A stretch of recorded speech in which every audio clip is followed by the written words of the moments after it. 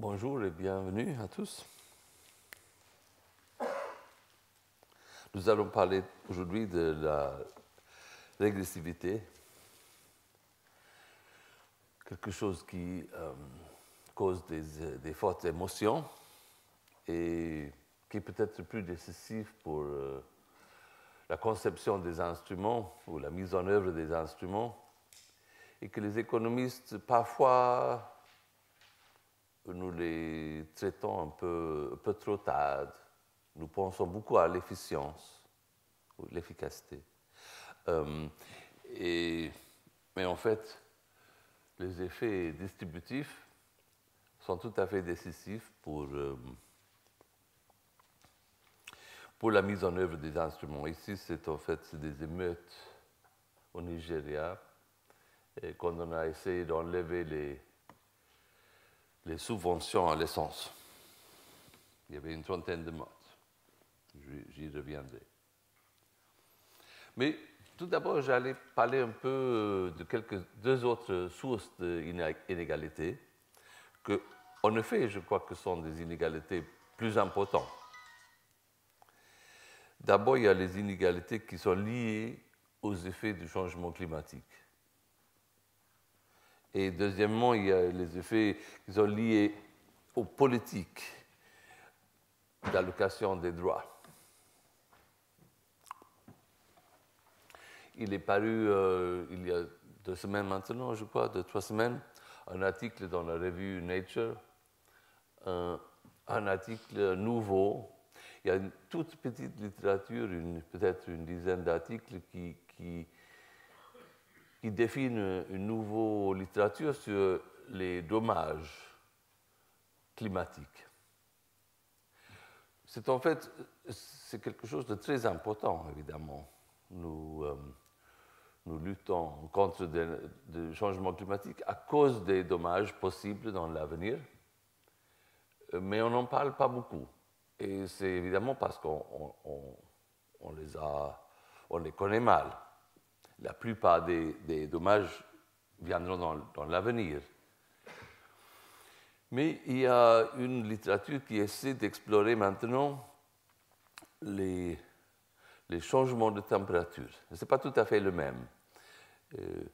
Il y a des jours plus chauds, des semaines et des mois et des années même qui sont plus chaudes que des autres. Même ici, en Europe, il y a quelques années, nous avions une canicule qui a causé bien des morts, en fait. Mais c'est bien pire en Afrique et en Inde. Et il y a des collègues qui commencent à faire des études. J'ai un collègue qui étudie cela en Inde avec des très grosses banques de données sur la production en Inde dans les différents secteurs. Il a démontré que dans les divers secteurs, pas seulement dans l'agriculture, on commençait au départ, on étudiait beaucoup l'agriculture. Mais maintenant, on a vu que dans l'industrie textile, dans l'industrie acier, dans les industries où on polie les diamants, n'importe quelle industrie, on voit que la production, l'efficacité, les profits, n'importe quelle mesure, ça baisse pendant les jours, les semaines ou les années qui sont plus chaudes. Parce qu'en Inde, il est déjà très chaud, une année normale. Et donc, les jours plus chauds, il y a tout simplement des effets physiologiques sur les ouvriers. Il y a plus d'ouvriers qui doivent rester à la maison parce qu'ils tombent malades. Et ceux qui viennent au boulot, ils n'arrivent pas à travailler aussi bien. Récemment, en fait, dans cet article, il y a quelques semaines, et des auteurs ont essayé de résumer un peu cette littérature et étudier au niveau macro les effets sur les taux de croissance du PIB. Ils ont démontré que l'effet de la température est en effet une fonction de cette forme ici.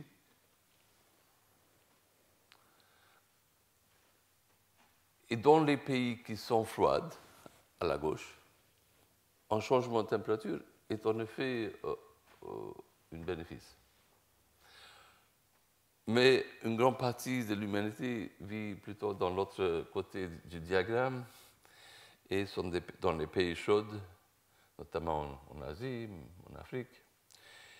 Et là, les effets sont fortement négatifs. La courbe n'est pas tout à fait symétrique. Donc, ils ont calculé les pertes et démontré que les pertes, ceci est un diagramme qui a été estimé. C'est assez compliqué, je ne vais pas entrer dans les détails, mais ça démontrerait qu'en fait, avec le changement climatique, le monde va perdre beaucoup plus, c'est-à-dire que les dommages vont être beaucoup plus grands de ce qu'on avait pensé avant.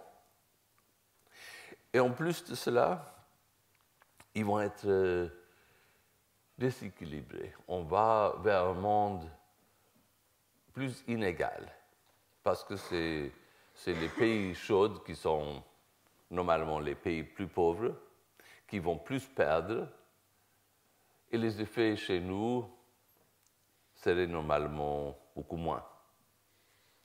Et en Suède, peut-être c'est un avantage, en fait. Cela dit très légèrement, parce qu'évidemment, si on est dans un monde où les pauvres perdent beaucoup, ça a des effets sur la commerce international, sur les migrations, et tout ça. Ça peut bien avoir des effets négatifs aussi pour les pays dans le Nord. Donc, je crois que le changement climatique, ça aura des effets qui augmentent l'inégalité. Il y a aussi un effet l'égalité très important dans les négociations. D'ailleurs, c'est une tentation de faire des petits commentaires sur le COP que vous avez sûrement suivi tous. C'est étrange qu'on a parlé de 1,5 degré à la même fois que, en fait, on a un accord qui ne garantit pas du tout 2 degrés. Les buts de 1,5 degré, ça implique en fait une réduction chaque année de 5-6% des émissions. C'est presque impossible d'atteindre, surtout si on pense que l'Inde et l'Afrique vont augmenter leurs émissions pendant beaucoup d'années. Ça veut dire que nous, dans les pays riches, il faudrait réduire les émissions une dizaine de pourcents par année. Il faudrait des politiques très, très sévères. Et on n'a pas vu il n'y a pas dans l'accord, il n'y a rien sur les prix de carbone, sur les mesures qui, en effet, garantissent une réduction des émissions. Donc, c'est contradictoire. Mais c'est peut-être, en fait, je crois bien que ça peut être le meilleur qu'on a pu avoir. Je crois qu'en effet, une des causes des difficultés dans les négociations, c'est en effet que les pays sont très inégaux. Il y a des pays comme les États-Unis avec des émissions par tête qui sont 20 fois plus grandes que les émissions en Inde, par exemple. Si on faisait une allocation, si on considère l'Inde, comme vous voyez ici, l'Inde et les États-Unis sont les deux grands pays qui sont les plus différents l'un de l'autre. La Chine est plutôt intermédiaire.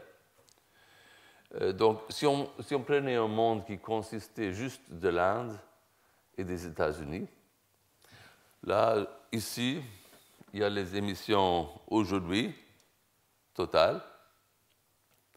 Si on veut le réduire à la moitié, il y a plusieurs manières. Il y a 2 manières très opposées.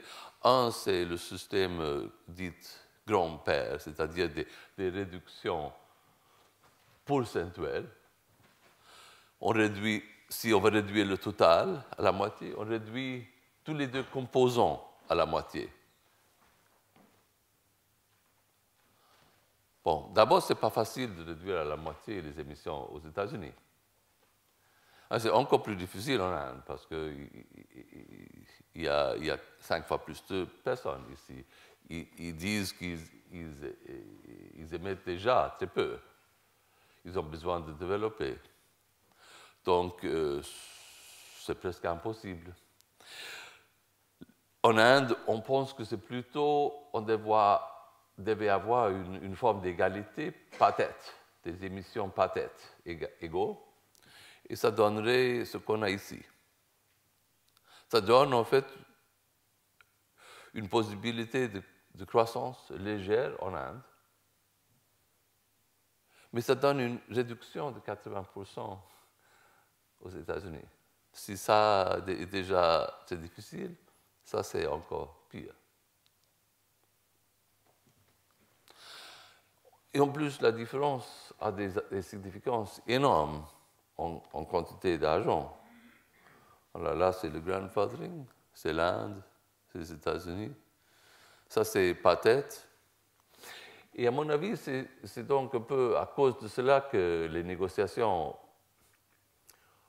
à Copenhague ont échoué, parce qu'on était très loin de l'un de l'autre. Les Indes et les Africains, ils disaient ça, et les États-Unis ils disaient plutôt ça. Et donc, maintenant, on est peut-être à la recherche de quelque chose d'intermédiaire entre les deux. Et le processus du dernier COP, des dernières années, en fait, ça a été un processus plutôt bottom-up.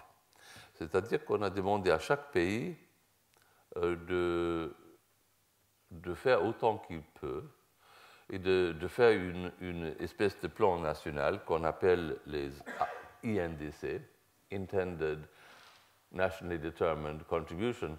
C'est donc une contribution qui est décidée au niveau national. Et c'est seulement une prévision, mais donc, chaque pays a déposé ça.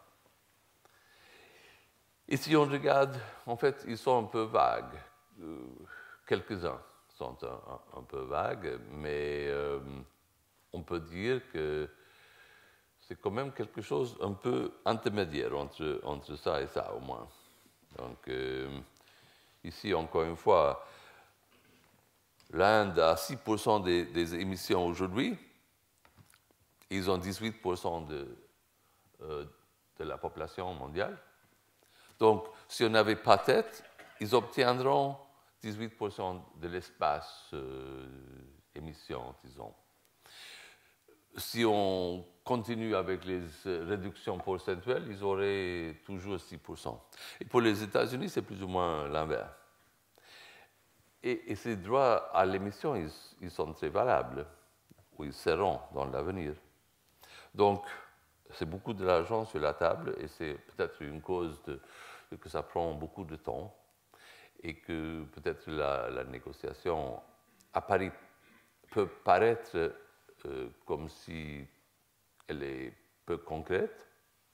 Mais par contre, je crois qu'on verra dans quelques années que cet accord est très utile si on essaie de faire des réductions. On prendra plutôt les INDC comme point de départ dans l'avenir. Et ça réduira la distance entre les différentes parties de la négociation. Bon, maintenant je vais passer à l'inégalité et les taxes. Et moi je vais... Tout d'abord, c'est un sujet qui est souvent discuté. Quel est l'effet distributif des taxes sur les taxes environnementaux en général ou les taxes sur le carbone? Et bon, d'abord, la réponse, c'est que, comme disons les économistes, que c'est une question empirique, c'est-à-dire que ça dépend exactement de quelle taxe, et la conception et mise en œuvre du taxe, et du pays. Il n'y a pas une réponse. Ce n'est pas toujours le cas qu'ils sont progressifs. ni qui sont toujours régressifs. Donc, moi, je parlerai des taxes sur l'essence et un peu sur le diesel et un petit peu sur quelques autres, mais ça varie donc d'un fuel à autre. Et en fait, je dois dire que j'ai trouvé que c'est un argument dans le débat qui est très fort. Moi, j'ai parlé des taxes sur l'essence au moins une vingtaine d'années dans les différents pays. Et j'ai toujours trouvé que l'argument de mes adversaires qui était le plus efficace, c'était juste que ce n'est pas bien pour les pauvres, parce que ça me faisait hésiter, de quelque sorte. On ne veut pas être en contre des pauvres. Mais je me suis décidé d'étudier la chose à fond. Donc, j'ai fait ce livre qui a je crois, 25 différents pays, études de cas. Et donc, pour l'essence, je crois que j'ai un bon fondament pour m'exprimer sur ce sujet. Je vais tout d'abord passer assez vite sur l'importance des taxes sur l'essence. D'abord, je vais vous montrer un modèle, c'est un modèle que j'aime beaucoup, sur comment calculer les effets sur le climat des émissions. Il est librement accessible sur l'Internet, si vous voulez. Ça s'appelle Chalmers Climate Calculator. Vous pouvez il y a un panneau pour les émissions. Les émissions mènent à un stock de carbone, et le stock de carbone, ça mène à un changement de température avec un délai. Il y a quelques paramètres qu'on peut changer ici. Ici, on met l'année. Ici, on met la réduction. Et donc, ici, c'est les émissions. On est ici. On a discuté beaucoup des changements climatiques, ça n'a pas aidé. Ça continue à augmenter. Espérons que ça change maintenant. Bon. Donc la concentration augmente, et en fait augmente de plus en plus vite, exponentiellement. Et la température aussi, mais avec un délai très important. Qu'est-ce que le fait si on pouvait stabiliser les émissions? Et je dois vous rappeler, c'est très très difficile de stabiliser. On a essayé, on a discuté de ça une vingtaine d'années, rien n'est passé. Bon, peut-être en fait l'Europe et les États-Unis ont fait cela un peu les dernières quelques années. Mais ce n'est pas suffisant, parce que stabiliser les émissions, ça veut dire que le stock continue à croître linéairement au lieu d'exponentiellement. Et la température aussi. Donc on va de toute façon vers 4 degrés de réchauffement. Si on réduit avec 1%, ce n'est pas suffisant non plus. Ça mène aussi à peut-être 3 degrés de réchauffement. Il faut en fait réduire 2% par année, commençant hier, pour arriver à 2 degrés. Si on attend à 2020, il faut réduire plutôt 3% par année. Ça devient plus difficile. Si on voulait atteindre 1,5 degré dans l'année 2020, si on ne fait rien jusqu'à l'année 2020, on se rend compte, on va atteindre 1,5, ça implique des réductions par année de 6%. Et comme je disais, ça ne va pas arriver en Afrique et en Inde ni en Chine. Donc ça implique plutôt des réductions de 10, 12, 15% aux États-Unis et en Europe. Et cela, c'est vraiment, même pour un enthousiaste comme moi, c'est impensable en fait. Et cela ne mène même pas tout à fait à 1,5, bon, mais ça s'approche d'1,5 degré. D'ailleurs, tous ces courbes sont incertains parce que nous ne savons pas tout à fait la réponse de l'atmosphère aux émissions. Tout cela est en plus compliqué. Mais j'ai utilisé les estimations moyennes. Bon.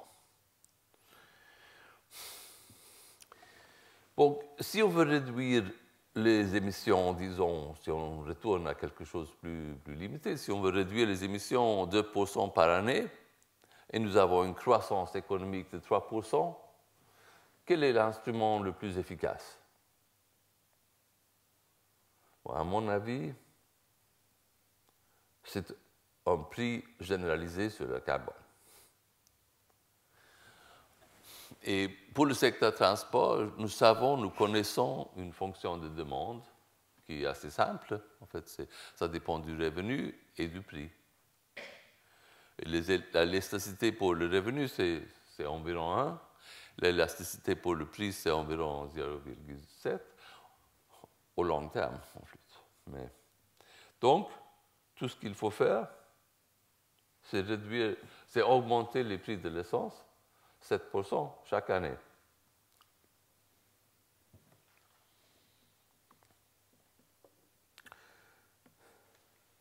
Vous voyez ici, c'est les prix aux États-Unis. C'est un endroit agréable pour avoir une grande voiture. Et c'est les prix en Italie, en Europe, ils sont tous ici. Ici, c'est la consommation en Europe et aux États-Unis, par tête. C'est étrange, mais l'économie, ça marche. Quand les choses sont chères, on utilise moins. Et là, c'est le même diagramme, mais actualisé. L'autre, en fait, ça démontre le temps dont j'ai parlé de ce sujet. J'ai parlé de cela longtemps. Alors, quelle est la réaction à tout cela? Je vous vois tous un peu déprimés. Mais à mon avis, c'est la solution à un problème très important, global. On peut combiner la croissance économique avec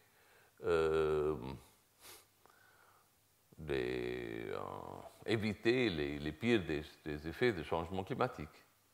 C'est quand même bien, même si le prix de l'essence augmente. Parce qu'il faut se souvenir que le prix de l'essence, ça augmente, ça ne veut pas dire que le bien-être diminue. J'avais dans mon modèle une croissance économique de 3%, c'est-à-dire qu'on va chaque année être plus riche. Le fait que le prix de l'essence augmente, c'est une taxe. Ça remplace les autres taxes. Ça ne veut pas dire que le bien-être est moins. Donc, vous devez être heureux. Mais au lieu de ça, je sais que les réactions, en réalité, et j'ai pris des photos des différents pays, mais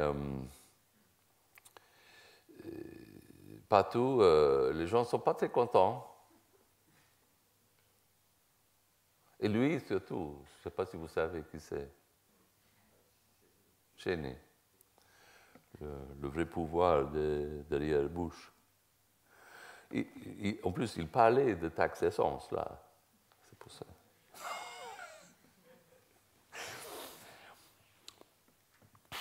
Bon. Et ici, là, c'est donc Nigeria. Là, on ne parle même pas de taxes. Nigeria, je ne sais pas si vous connaissez, mais c'est un pays assez pauvre.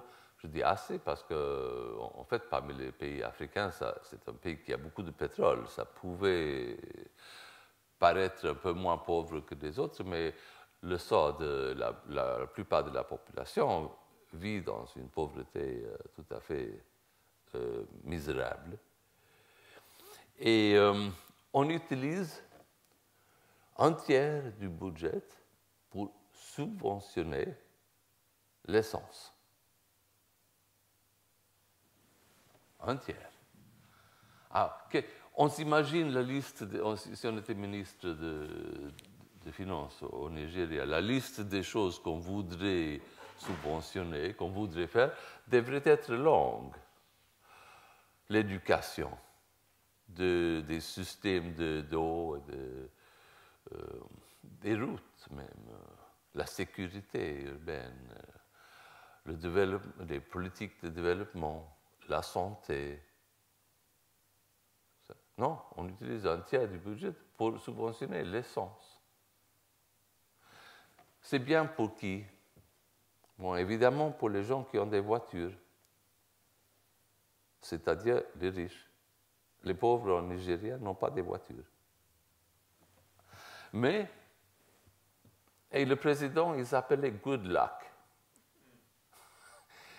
Il est ex-président maintenant. Il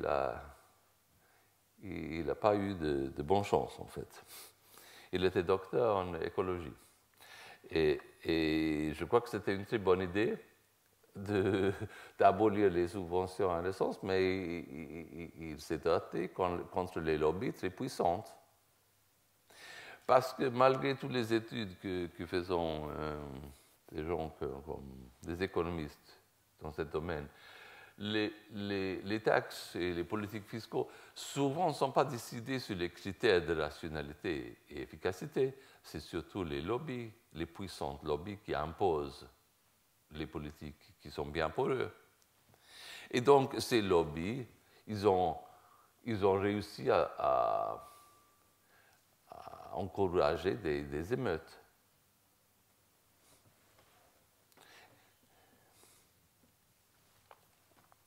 Mais comment est-ce qu'on juge donc si une taxe est bien ou mauvaise pour les pauvres? Bon, le plus simple, c'est de regarder quel pourcentage d'un bien est-ce que ça compose dans le budget de chaque décile. Disons, ici, nous avons les déciles. C'est les 10% les plus pauvres d'un pays. En fait, ici, c'est l'Afrique du Sud. Et ici, c'est les plus riches. Alors, les plus riches, ils consomment plus de tous les biens, évidemment. Mais ici, ce n'est pas la consommation au niveau absolu, c'est le pourcentage du budget. Donc, les riches, ils utilisent 3,5% de leur budget. Et les pauvres, moins qu'1%. C'est un peu comme le parfum. Si on regardait le riz, ça serait le contraire. Les pauvres utilisent une grande partie pour les nourritures de base et les pauvres petits. Donc, c'est simple. Si on veut un système fiscal qui est progressif, on taxe les biens avec une participation grande des riches. Si on veut quelque chose de régressif, on taxe les nourritures de base, par exemple. Ou on taxe tout, comme les IVA. Taxe valeur ajoutée. Mais ici, on voit clairement en fait, qu'en Afrique du Sud, c'est progressif. Ici, c'est Kenya. C'est un peu le même. Alors, les gens disent que oui, mais les pauvres, ils prennent l'autobus. C'est vrai. Ici, c'est les pourcentages de consommation de revenus. Et vous voyez que les plus riches, ils n'utilisent pas les bus beaucoup. Mais les pauvres, beaucoup. En fait, principalement les déciles 4 et 5, parce que les plus pauvres, ils sont peut-être à la campagne. Ils utilisent moins les transports routiers. Donc, on peut ajouter cela, parce que le prix de transport, ça dépend jusqu'à un certain point du prix de diesel. Mais le prix de diesel, ce n'est pas le composant le plus important. Il faut aussi payer le chauffeur et le bus. Donc, on a calculé tout cela. Ici, c'est donc les coûts de transport total avec l'essence et la participation du diesel dans le coût des transports publics. Et donc, c'est toujours, vous voyez, c'est toujours progressif. Il y a même de l'essence dans ma chemise, disons, parce que tous les biens, il faut les transporter. Et donc, nous avons fait, en fait, un de mes chapitres dans ce livre, il y a une matrix, on dit matrix en français? Matrice. Input-output. Et donc, on considère tous les flux dans l'économie. Et ça, toujours, on trouve que c'est progressif. Mais ça varie d'un pays à l'autre. Ici, c'est Mexique. En fait, là, c'est le transport public, et là, c'est essence. Et la somme des deux, c'est plus ou moins neutre. Au Mexique. Donc, ça varie d'un pays à l'autre. Mais en Inde, on a trouvé que c'était très progressif. En fait. En Inde, on a étudié beaucoup de différentes fuels. Là, c'est le total pour le transport. Parce qu'en Inde, en fait, si vous avez été au Delhi, par exemple, même le métro, c'est quelque chose pour les classes aisées. Si on entre dans le métro, c'est une température agréable, et tout le monde a un portefeuille. C'est pas du tout comme dans les rues. Les pauvres en Inde, ils n'ont pas du tout de transport. Ils doivent marcher ou rester où ils sont. C'est simple. Donc,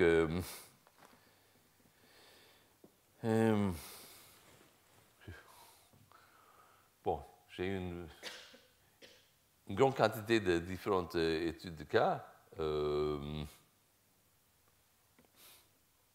Ici, par exemple, il y a un fuel ici, le charbon.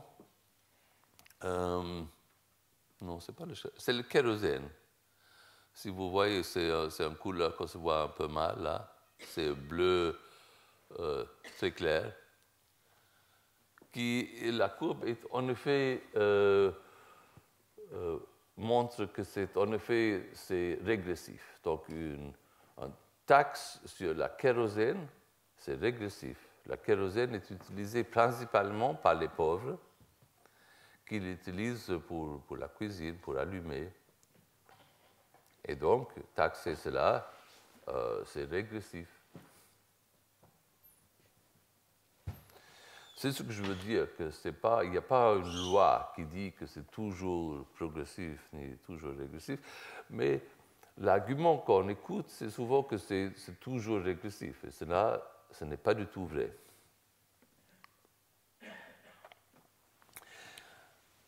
En Suède, bon, d'ailleurs, je vais vous expliquer, il y a beaucoup de petits problèmes de détail.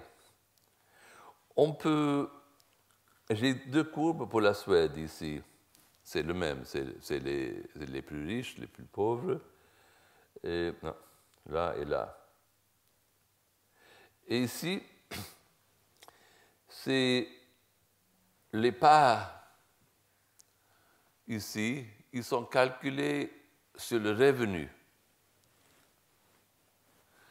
Revenu, c'est une variable, c'est la réponse à la question « Quel est votre revenu ?» Vous pouvez aller vous demander « Quel est votre revenu ?» Quel est le vôtre? Oui, il y a beaucoup de gens qui ne savent pas.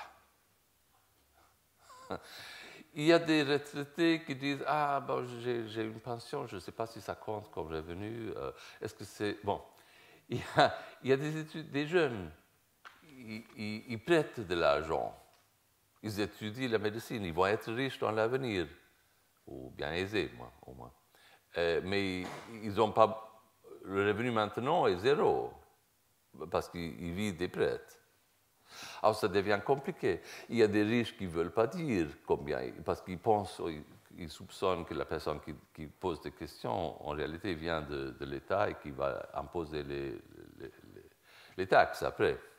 Donc, il y a plein de difficultés méthodologiques avec la question « Quel est votre revenu ?» C'est tout simplement un fait.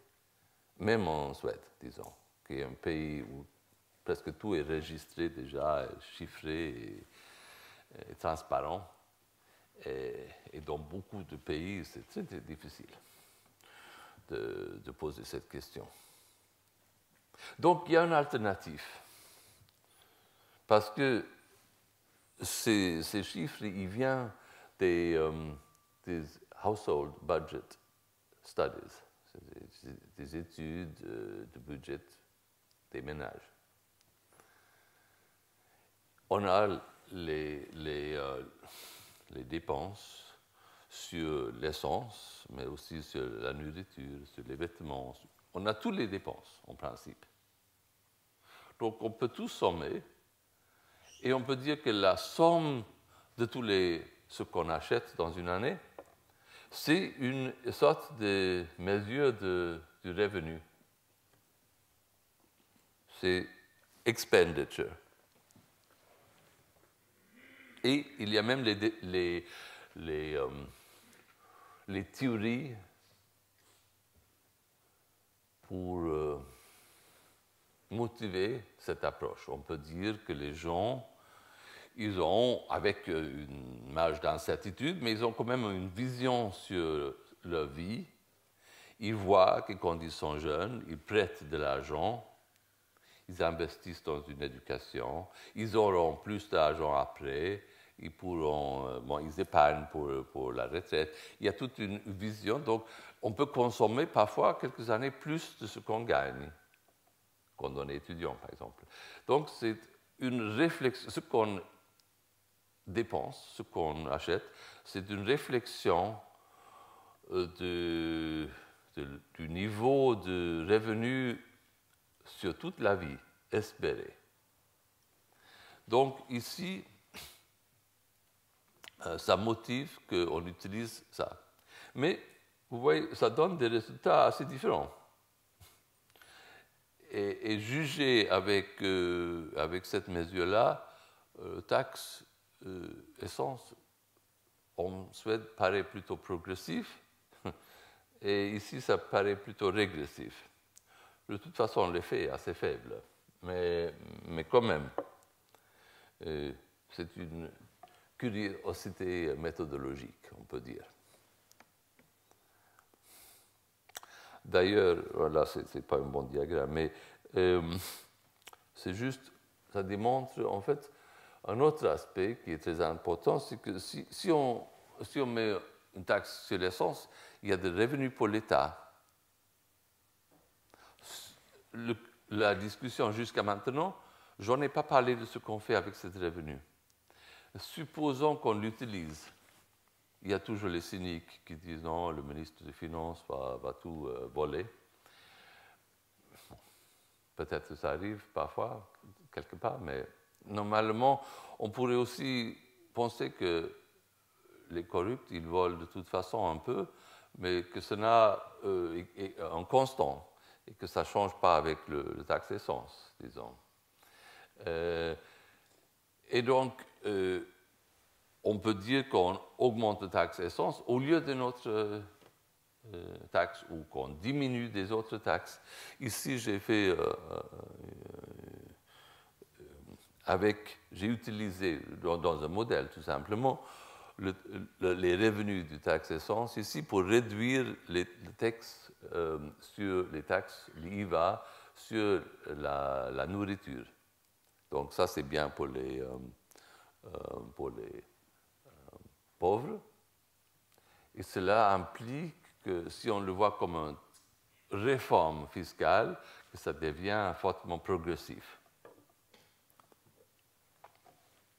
Ici, j'ai des études en fait pour un groupe de pays. Et là, il y a la France. Et ça paraît en fait légèrement régressif. Mais les effets en général en Europe sont très très légers. Ils sont plus ou moins, le taxe est plus ou moins proportionnel en Europe. Et si on utilise expenditure au lieu de revenue, on voit que même en France, là, c'est tout à fait proportionnel. Donc en Europe, pour résumer, en Europe, on trouve en général que les taxes sont proportionnelles. Dans les pays en voie de développement, ils sont en général fortement progressifs. Il y a là une dizaine de pays en voie de développement.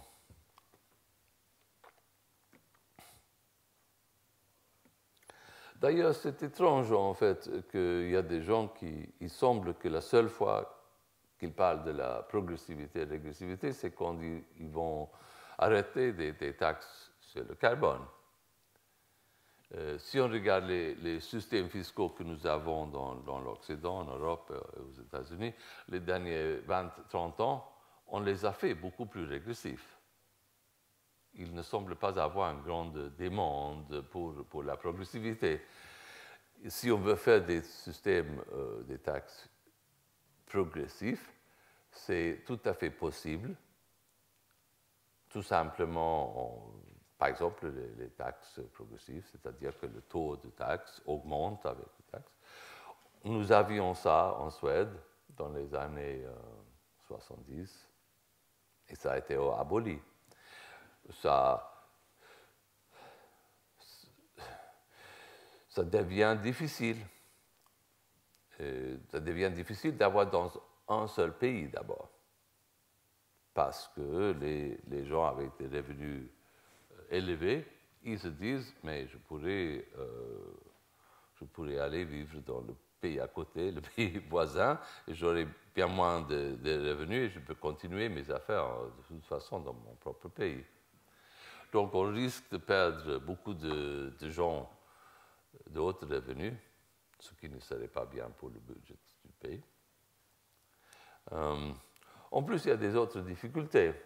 Les taxes progressives, ils incitent beaucoup à de planification fiscale. Ça devient une espèce d'incitation à des manœuvres fiscaux qui visent à réduire les taxes et qui ne sont pas très productifs.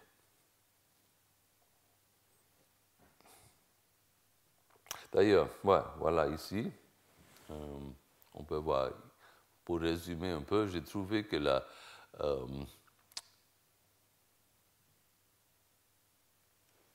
les pays les plus riches, les États-Unis par exemple, là c'est régressif, et les pays les plus pauvres, c'est progressif.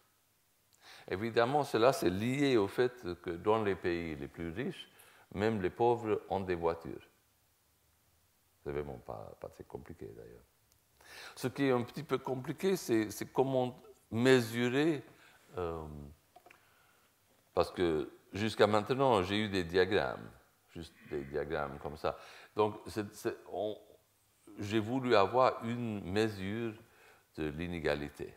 Et donc, ce que j'ai utilisé, ce que j'ai trouvé ici, c'est quelque chose qui s'appelle le index suite. Je vais le montrer ici. C'est un peu comme l'index Gini de la pauvreté. C'est un peu pareil. Donc ici, on a le revenu, le pourcentage du revenu.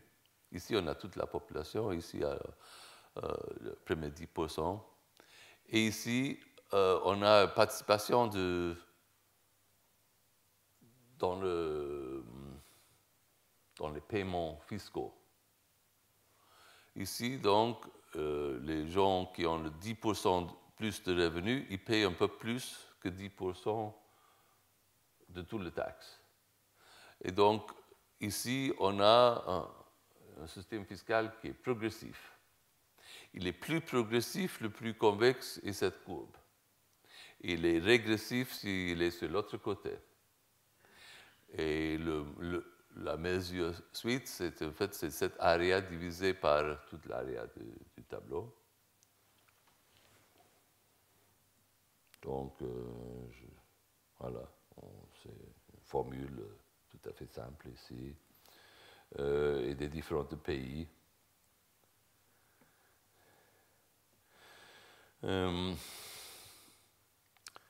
Aux États-Unis, on trouve en général, et en fait, toutes les premières études ont été faites aux États-Unis.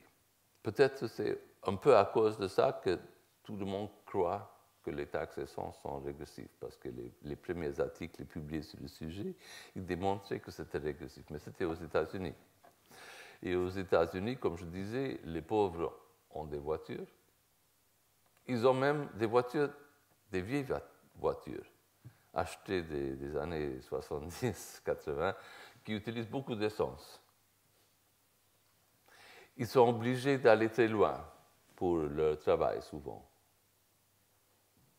Et donc, il n'y a pas beaucoup de transport public aux États-Unis.